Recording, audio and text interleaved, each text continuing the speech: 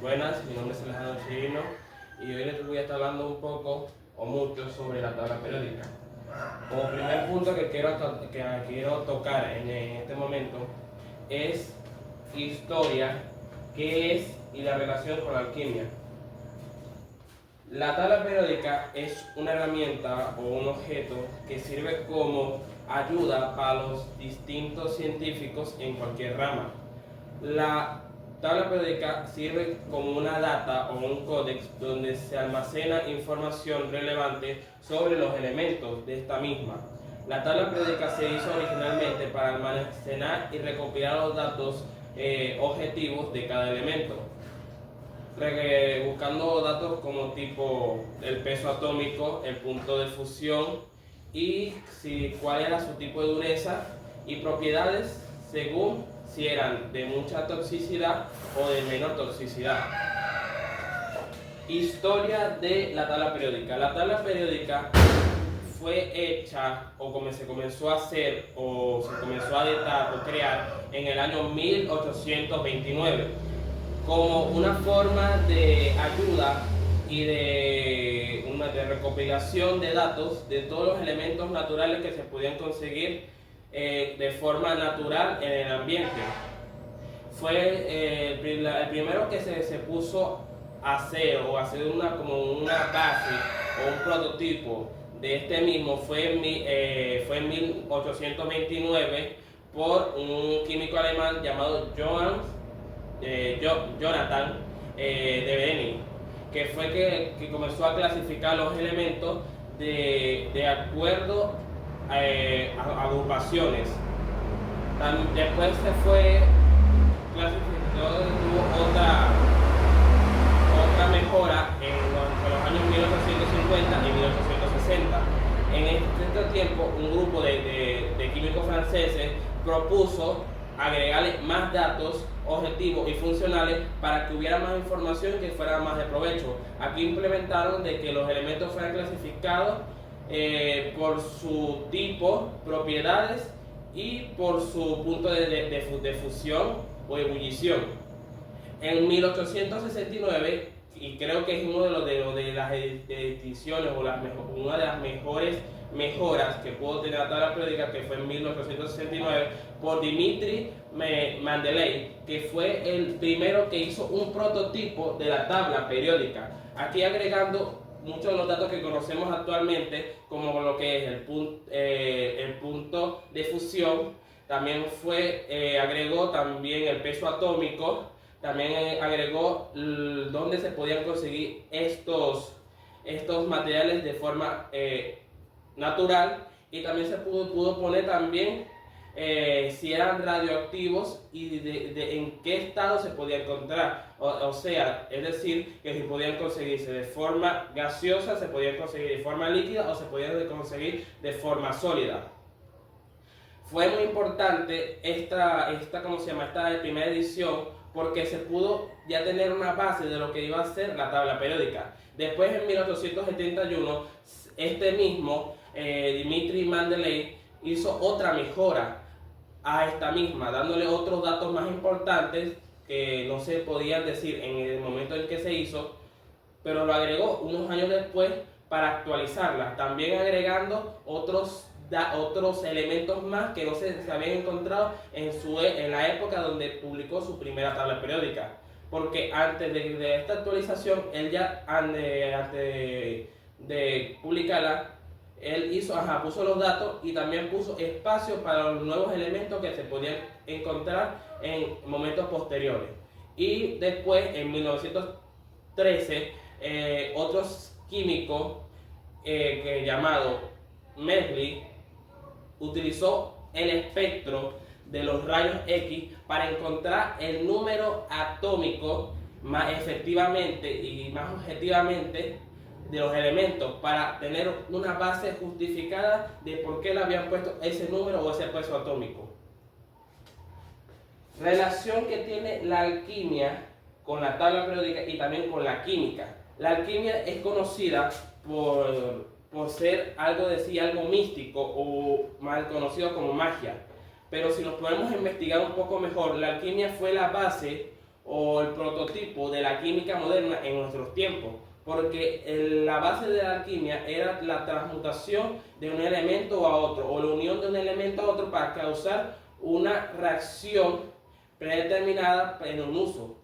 También, ¿por qué me estaba diciendo de por qué lo relaciono también con la tabla periódica? Porque a través de la alquimia, en tiempos anteriores, tiempos antiguos, se podía clasificar los elementos que se podían utilizar en ese tiempo, que eran de utilización favorable en cualquier momento. Aunque ellos no lo clasificaban por número atómico, por elemento, por otros factores externos modernos que utilizamos actualmente, en colores, en uso y de fácil obtención. Esto haciendo referir que la tabla periódica tiene prototipos más antiguos de los que conocemos y que ya era utilizada en tiempos donde ni se sabía cuál era la ciencia. Pues. El segundo punto que quiero tocar en este momento son las agrupaciones o familias. En la tabla periódica existen 18 grupos o familias de elementos. Entre los que podemos recalcar existe el boro, existe el nitrógeno, existe el halógeno, también existen los metales conductores, también existen los metales alcalinos y los metales alcalinoterreos. También existe la familia del escandio y la familia del nitrógeno, y por último también existen los gases nobles. Hay muchas cantidades de elementos en esta familia, pero yo vengo a mencionar los que más me llamaron la atención o los que yo digo que son más importantes. Entre ellos están los metales alcalinos. Estos se representan o se identifican porque son metales duros y que tienen forma, pues. O sea que son de mucha duración y que se utilizan mayormente para la conducción eléctrica en los instrumentos electrónicos y también para las aleaciones en construcciones y en otros medios más. Luego tenemos los metales alcalinoterrios. Esto sería similar al anteriormente dicho, pero esto tiene menor duración y naturalmente no se encuentran ya formados, sino que se encuentran de forma terrosa o de forma que no tiene una forma específica, sino que es algo como terroso o algo arenoso, pues que no tiene forma. Luego tenemos la familia del escandio, o también llamado tierras raras, o sea que son elementos que naturalmente poco se ven, pero sí existen. Son elementos que son muy raros de ver, pero son muy valiosos para el uso humano. Luego tenemos los metales de transición, que estos sí son específicamente para transiciones eléctricas y que son muy buenos conductores de electricidad y se utilizan mayormente como ya le había dicho, en instrumentos electrónicos y ya en maquinaria pesada o más sofisticada. Entre ellos puedo notar la plata, el oro y otros elementos más que son muy buenos para este uso. Luego tenemos los halógenos, que son la representación de los gases tóxicos radiactivos, o sea que no se pueden estar mucho tiempo en contacto con él porque sería mortal o perjudicial para nuestra estructura humana. Luego tenemos los gases nobles, que estos son, son inofensivos al contacto, pues. Son elementos que se encuentran mayormente de forma gaseosa o de forma gaseosa, que son transparentes, no tienen olor y son intangibles, solamente se puede ver de forma así como de aire o de gas, y que son relativamente fáciles de manipular y no son perjudiciales para nuestra estructura humana. Y la familia de boros son uno de los materiales más manipulables y se consigue mayormente de forma de cuando se va a sostificar un material, o sea, cuando lo van a procesar, estos residuos, muchos de los elementos que salen de eso son de la familia de boros. Otro punto que quiero acotar en este momento es los beneficios de la tabla periódica. La tabla periódica tiene, si no me equivoco, tiene 118 elementos actualmente encontrados. Y me dirán, ¿por qué será beneficioso la tabla periódica? Porque podemos decir que la tabla periódica solamente es un pedazo de cartón o un pedazo de lámina que tiene puesto los diversos elementos que se pueden encontrar naturalmente. Pero es muy importante porque al momento de uno experimentar con estos elementos, y como último punto que quiero tocar es hablar sobre los dos elementos que me tocaron a mí. Entre los dos elementos que les voy a hablar está el elemento B, o sea, berilio, y el elemento Ga, que es galio. Entre las cosas que quiero decirles sobre estos dos elementos es que el berilio tiene el número atómico 4, es de la familia de los alquiloterrios y tiene un peso atómico de 9,012 en la tabla periódica. El berilio es un material, es un material que es muy eficiente a la hora de utilizarlo en múltiples situaciones, porque es un material que es firme y se puede encontrar de forma sólida en el ambiente, aunque es un poco tóxico, pero no tanto así para matar a un ser humano. Con el tiempo, esta radiación que eso sí puede al tiempo, al exponerse a él, sí puede causar daño al cuerpo humano. Pero es muy funcional y de mucho provecho en muchos de los ámbitos o muchas de las áreas de la sociedad. Entre las áreas que se puede utilizar el berilio, se puede utilizar en la área aeroespacial, porque es un buen material para unirse con otro y hacer una aleación, porque es muy ligero pero muy resistente a la vez, y esto hace que cuando se revista o se haga la estructura de una nave, sea la que sea muy resistente pero muy ligero al momento de volar o sobrevolar el aire. Este elemento se puede conseguir de manera relativamente fácil, o en algunas situaciones, en algunas áreas puede ser un poquito más complicado, pero relativamente se puede conseguir fácil, porque se puede conseguir en rocas, en la minería, y también se puede conseguir de forma en muchas áreas de tierra.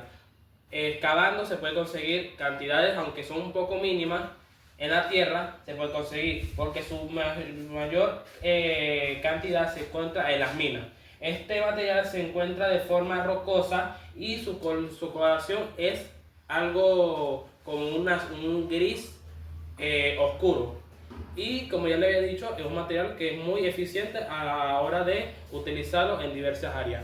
Luego tenemos el elemento galio. El elemento galio se encuentra en la tabla periódica con el número atómico de 31. También es de la familia de boros y su peso atómico es de 69,72 en la tabla periódica. Cuando hablamos del elemento galio, el elemento galio es un material muy interesante o muy curioso, porque es conocido por ser el elemento con el menor punto de fusión en la tabla periódica, porque literalmente uno puede agarrar un pedazo más o menos pequeño o grande y ponerlo en la mano en otras manos, y con el calor corporal se va a derretir o se va a fundir este elemento, porque es su punto de ebullición es muy bajo. Gracias a eso es muy flexible y esto se utiliza para mezclarlo con otros metales para que sea más duro y aprovechar su factor de flexibilidad y utilizarlo de mejor manera. La mayor de las veces se utiliza como conductor eléctrico. Es un buen conductor eléctrico el galio, y porque es muy flexible. Este también se utiliza para hacer aleaciones más débiles, como en electrodomésticos o en otros aparatos electrónicos, y se utiliza mayormente en esto porque es un material muy blando y muy fácil de moldear.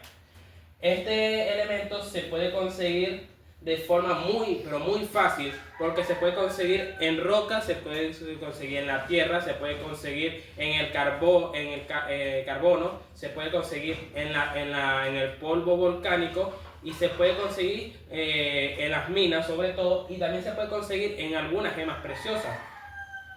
Esto porque porque estos tienen algunos residuos de esto y se extrae. Una de las gemas preciosas que se puede extraer el galio es la agua marina y la esmeralda, que son dos de las gemas que se puede conseguir esto.